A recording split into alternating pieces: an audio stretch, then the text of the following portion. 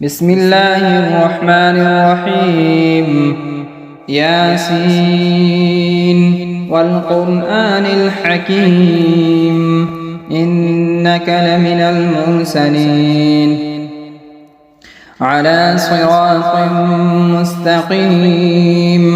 تنزيل العزيز الرحيم لتنذر قوما ما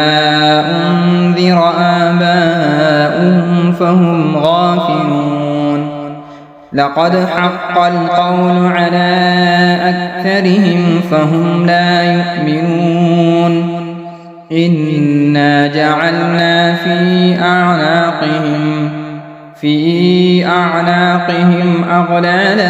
فهي إلى الأذقان فهم مقمحون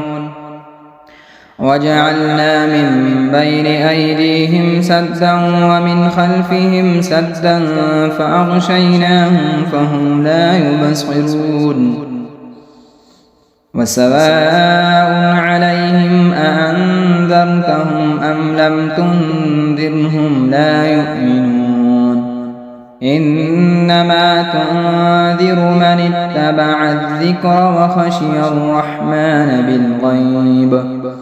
فبشره بمغفرة وأجر كريم إنا نحن نحيي الموتى ونكتب ما قدموا وآثارهم وكل شيء أحصيناه في إمام مبين واضرب لهم مثلا أصحاب القرية إذ جاءها المرسلون إذ أرسلنا إليهم اثنين فكذبوهما فعززنا بثالث فقالوا إنا إليكم مرسلون قالوا ما أنتم إلا بشر مثلنا وما أنزل الرحمن من شيء إن أنتم إلا تكذبون قالوا ربنا يعلم إنا إليكم لمرسلون وما علينا إلا البلاغ المبين قالوا إنا تطيرنا بكم لئن لم تنتهوا لنرجمنكم وليمسنكم منا عذاب أليم قالوا طائركم معكم أئن ذكرتم بل أنتم قوم مسرفون وجاء من أقصى المدينة رجل يسعى قال يا قوم اتبعوا المرسلين اتبعوا من لا يسألكم أجرا وهم مهتدون وما لي لا أعبد الذي فطرني وإليه ترجعون أأتخذ من دونه آلهة إن يردني الرحمن بضر لا تغن عني شفاعتهم شيئا ولا ينقذون إني إذا لفي ضلال مبين إني آمنت بربكم فاسمعون قيل ادخل الجنة قال يا ليت قومي يعلمون بما غفر لي ربي وجعلني من المكرمين وما أنزلنا على قومه من بعده من جند من السماء وما كنا منزلين إن كانت إلا صيحة واحدة فإذا هم خامدون يا حسرة على العباد ما يأتيهم من رسول إلا كانوا به يستهزئون ألم يروا كم أهلكنا قبلهم من القرون أنهم إليهم لا يرجعون وإن كل لما جميع لدينا محضرون وآية لهم الأرض الميتة أحييناها وأخرجنا منها حبا فمنه يأكلون وجعلنا فيها جنات من نخيل وأعناب وفجرنا فيها من العيون ليأكلوا من ثمره وما عملته أيديهم أفلا يشكرون سبحان الذي خلق الأزواج كلها مما تنبت الأرض ومن أنفسهم ومما لا يعلمون وآية لهم الليل نسلخ منه النهار فإذا هم مظلمون والشمس تجري لمستقر لها ذلك تقدير العزيز العليم والقمر قدرناه منازل حتى عاد كالعرجون القديم لا الشمس ينبغي لها أن تدرك القمر ولا الليل سابق النهار وكل في فلك يسبحون وآية لهم أنا حملنا ذريتهم في الفلك المشحون وخلقنا لهم من مثله ما يركبون وإن نشأ نغرقهم فلا صريخ لهم ولا هم ينقذون إلا رحمة منا ومتاعا إلى حين وإذا قيل لهم اتقوا ما بين أيديكم وما خلفكم لعلكم ترحمون وما تأتيهم من آية من آيات ربهم إلا كانوا عنها معرضين وإذا قيل لهم أنفقوا مما رزقكم الله قال الذين كفروا للذين آمنوا أنطعم من لو يشاء الله أطعمه إن أنتم إلا في ضلال مبين ويقولون متى هذا الوعد إن كنتم صادقين ما ينظرون إلا صيحة واحدة تأخذهم وهم يخصمون فلا يستطيعون توصية ولا إلى أهلهم يرجعون ونفخ في الصور فإذا هم من الأجداث إلى ربهم ينسلون قالوا يا ويلنا من بعثنا من مرقدنا هذا ما وعد الرحمن وصدق المرسلون إن كانت إلا صيحة واحدة فإذا هم جميع لدينا محضرون فاليوم لا تظلم نفس شيئا ولا تجزون إلا ما كنتم تعملون إن أصحاب الجنة اليوم في شغل فاكهون هم وأزواجهم في ظلال على الأرائك الأرائك متكئون لهم فيها فاكهة ولهم ما يدعون سلام قولا من رب رحيم وامتازوا اليوم أيها المجرمون ألم أعهد إليكم يا بني آدم ألا تعبدوا الشيطان إنه لكم عدو مبين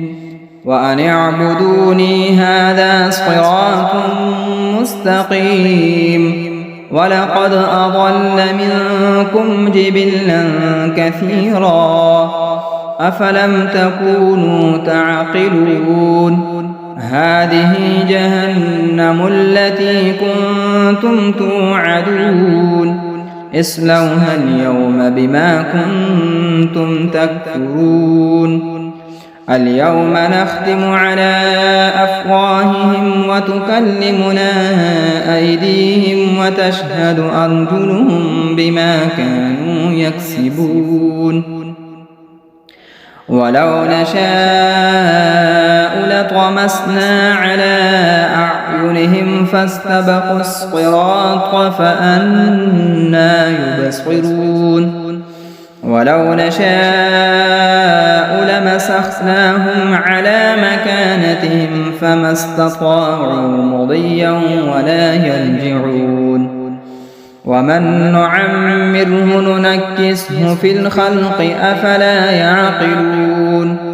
وما علمناه الشعر وما ينبغي له إن هو إلا ذكر وقرآن مبين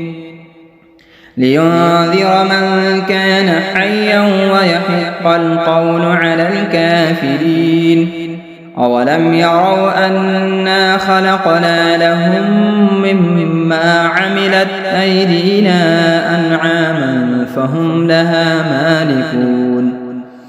وذللناها لهم فمنها ركوبهم ومنها يأكلون ولهم فيها منافع ومشارب أفلا يشكرون واتخذوا من دون الله آلهة لعلهم ينصرون لا يستطيعون نصرهم وهم لهم جند محضرون فلا يحزنك قولهم إنا نعلم ما يسرون وما يعلنون أولم يرى الإنسان أنا خلقناه من نطفة فإذا هو خصيم مبين وضرب لنا مثلا ونسي خلقه قال من يحيي العظام وهي رميم قل يحييها الذي أنشأها أول مرة وهو بكل خلق عليم الذي جعل لكم من الشجر الأخضر نارا فإذا أنتم منه توقدون أوليس الذي خلق السماوات والأرض بقادر على أن يخلق مثلهم بلى وهو الخلاق العليم إنما أمره إذا أراد شيئا أن يقول له كن فيكون فسبحان الذي بيده ملكوت كل شيء وإليه ترجعون بسم الله الرحمن الرحيم الرحمن علم القرآن خلق الإنسان علمه البيان الشمس والقمر بحسبان والنجم والشجر يسجدان والسماء رفعها ووضع الميزان ألا تطغوا في الميزان وأقيموا الوزن الوزن بالقسط ولا تخسروا الميزان والأرض وضعها للأنام فيها فاكهة والنخل ذات الأكمام والحب ذو العصف والريحان فبأي آلاء ربكما تكذبان خلق الإنسان من صلصال كالفخار وخلق الجان من مارج من نار فبأي آلاء ربكما تكذبان رب المشرقين ورب المغربين فبأي آلاء ربكما تكذبان مرج البحرين يلتقيان بينهما برزخ لا يبغيان فبأي آلاء ربكما تكذبان يخرج منهما اللؤلؤ والمرجان فبأي آلاء ربكما تكذبان وله الجوار المنشآت في البحر كالأعلام فبأي آلاء ربكما تكذبان كل من عليها فان ويبقى وجه ربك ذو الجلال والإكرام فبأي آلاء ربكما تكذبان يسأله من في السماوات والأرض كل يوم هو في شأن فبأي آلاء ربكما تكذبان سنفرغ لكم أيها الثقلان فبأي آلاء ربكما تكذبان يا معشر الجن والإنس إن استطعتم أن تنفذوا من أقطار السماوات والأرض فانفذوا لا تنفذون إلا بسلطان فبأي آلاء ربكما تكذبان يرسل عليكما شؤاد من نار ونحاس فلا تنتصران فبأي آلاء ربكما تكذبان فإذا انشقت السماء فكانت وردة كالدهان فبأي آلاء ربكما تكذبان فيومئذ لا يسأل عن ذنبه إنس ولا جان فبأي آلاء ربكما تكذبان يعرف المجرمون بسيماهم فيؤخذ بالنواصي والأقدام فبأي آلاء ربكما تكذبان هذه جهنم التي يكذب بها المجرمون يطوفون بينها وبين حميم آن فبأي آلاء ربكما تكذبان ولمن خاف مقام ربه جنتان فبأي آلاء ربكما تكذبان ذواتا أفنان فبأي آلاء ربكما تكذبان فيهما عينان تجريان فبأي آلاء ربكما ربكما تكذبان فيهما من كل فاكهة زوجان فبأي آلاء ربكما تكذبان متكئين على فرش بطائنها من استبرق وجنى الجنتين دان فبأي آلاء ربكما تكذبان فيهن قاصرات الطرف لم يطمثهن إنس قبلهم ولا جان فبأي آلاء ربكما تكذبان كأنهن الياقوت والمرجان فبأي آلاء ربكما تكذبان هل جزاء الإحسان إلا الإحسان فبأي آلاء ربكما تكذبان ومن دونهما جنتان فبأي آلاء ربكما تكذبان مدهامتان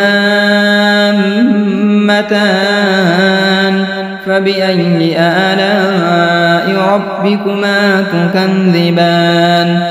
فيهما عينان نضاختان فبأي آلاء ربكما تكذبان فيهما فاكهة ونخل ورمان فبأي آلاء ربكما تكذبان فيهن خيرات حسان فبأي آلاء ربكما تكذبان حور مقصورات في الخيام فبأي آلاء ربكما تكذبان لم يطمثهن إنس قبلهم ولا جان فبأي آلاء ربكما تكذبان متكئين على رفرف خضر وعبقري حسان فبأي آلاء ربكما تكذبان تبارك اسم ربك ذي الجلال والإكرام بسم الله الرحمن الرحيم إذا وقعت الواقعة ليس لوقعتها كاذبة خافضة رافعة إذا رجت الأرض رجا وبست الجبال بسا فكانت هباء منبثا وكنتم أزواجا ثلاثا فأصحاب الميمنة ما أصحاب الميمنة وأصحاب المشأمة ما أصحاب المشأمة والسابقون السابقون أولئك المقربون في جنات النعيم ثلة من الأولين وقليل من الآخرين على سرر موضونة متكئين عليها متقابلين يطوف عليهم ولدان مخلدون بأكواب وأباريق وكأس من معين لا يصدعون عنها ولا ينزفون وفاكهة مما يتخيرون ولحم طير مما يشتهون وحور عين كأمثال اللؤلؤ المكنون جزاء بما كانوا يعملون لا يسمعون فيها لغوا ولا تأثيما إلا قيلا سلاما سلاما وأصحاب اليمين ما أصحاب اليمين في سدر مخضود وطلح منضود وظل ممدود وماء مسكوب وفاكهة كثيرة لا مقطوعة ولا ممنوعة وفرش مرفوعة إنا أنشأناهن إن شاء فجعلناهن أبكارا عربا أترابا لأصحاب اليمين ثلة من الأولين وثلة من الآخرين وأصحاب الشمال ما أصحاب الشمال في سموم وحميم وظل من يحموم لا بارد ولا كريم إنهم كانوا قبل ذلك مترفين وكانوا يصرون على الحنث العظيم وكانوا يقولون أئذا متنا وكنا ترابا وعظاما أئنا لمبعوثون أو آباؤنا الأولون قل إن الأولين والآخرين لمجموعون إلى ميقات يوم معلوم ثم إنكم أيها الضالون المكذبون لآكلون من شجر من زقوم فمالئون منها البطون فشاربون عليه من الحميم فشاربون شرب الهيم هذا نزلهم يوم الدين نحن خلقناكم فلولا تصدقون أفرأيتم ما تمنون أأنتم تخلقونه أم نحن الخالقون نحن قدرنا بينكم الموت وما نحن بمسبوقين على أن نبدل أمثالكم وننشئكم فيما لا تعلمون ولقد علمتم النشأة الأولى فلولا تذكرون أفرأيتم ما تحرثون أأنتم تزرعونه أم نحن الزارعون لو نشاء لجعلناه حطاما فظلتم تفكهون إنا لمغرمون بل نحن محرومون أفرأيتم الماء الذي تشربون أأنتم أنزلتموه من المزن أم نحن المنزلون لو نشاء جعلناه أجاجا فلولا تشكرون أفرأيتم النار التي تورون أأنتم أنشأتم شجرتها أم نحن المنشئون نحن جعلناها تذكرة ومتاعا للمقوين فسبح باسم ربك العظيم فلا أقسم بمواقع النجوم وإنه لقسم لو تعلمون عظيم إنه لقرآن كريم في كتاب مكنون لا يمسه إلا المطهرون تنزيل من رب العالمين أفبهذا الحديث أنتم مدهنون وتجعلون رزقكم أنكم تكذبون فلولا إذا بلغت الحلقوم وأنتم حينئذ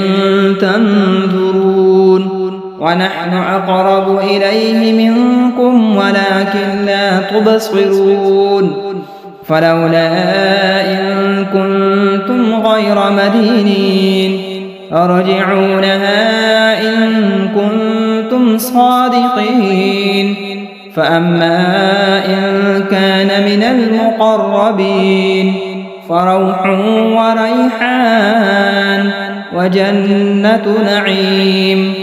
وأما إن كان من أصحاب اليمين فسلام لك من أصحاب اليمين وأما إن كان من المكذبين الضالين فنزل من حميم وتصلية جحيم إن هذا لهو حق اليقين فسبح باسم ربك العظيم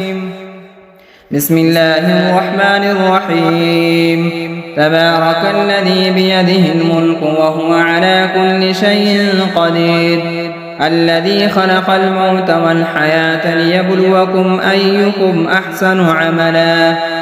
وهو العزيز الغفور الذي خلق 7 سماوات طباقا ما ترى في خلق الرحمن من تفاوت فارجع البصر هل ترى من فتور ثم ارجع البصر كرتين ينقلب إليك البصر خاسئا وهو حسير ولقد زينا السماء الدنيا بمصابيح وجعلناها رجوما للشياطين وأعتدنا لهم عذاب السعير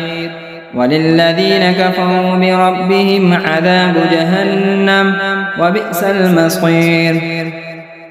إذا ألقوا فيها سمعوا لها شهيقا وهي تفور تكاد تميز من الغيظ كلما ألقي فيها فوج سألهم خزنتها ألم يأتكم نذير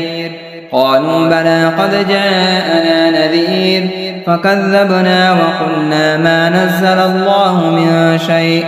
إن أنتم إلا في ضلال كبير وقالوا لو كنا نسمع أو نعقل ما كنا في أصحاب السعير فاعترفوا بذنبهم فسحقا لأصحاب السعير إن الذين يخشون ربهم بالغيب لهم مغفرة وأجر كبير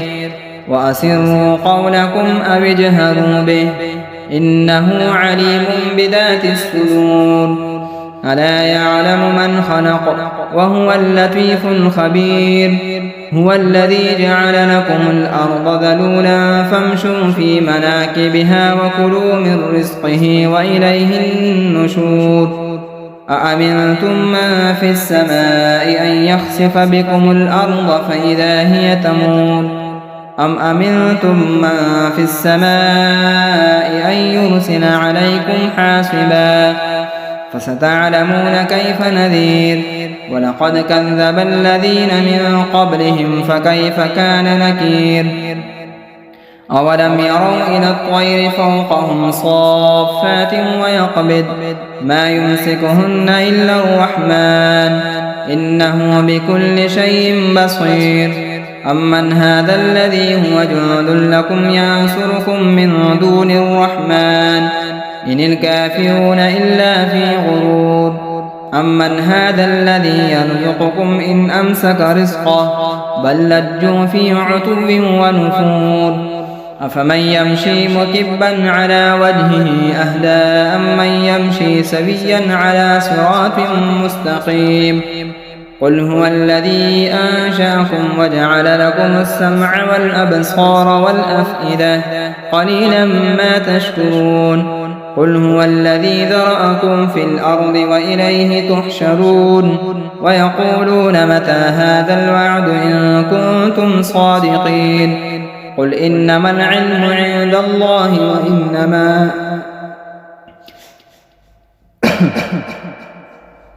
وإنما أنا نذير مبين فلما رأوه زلفة سيئت وجوه الذين كفروا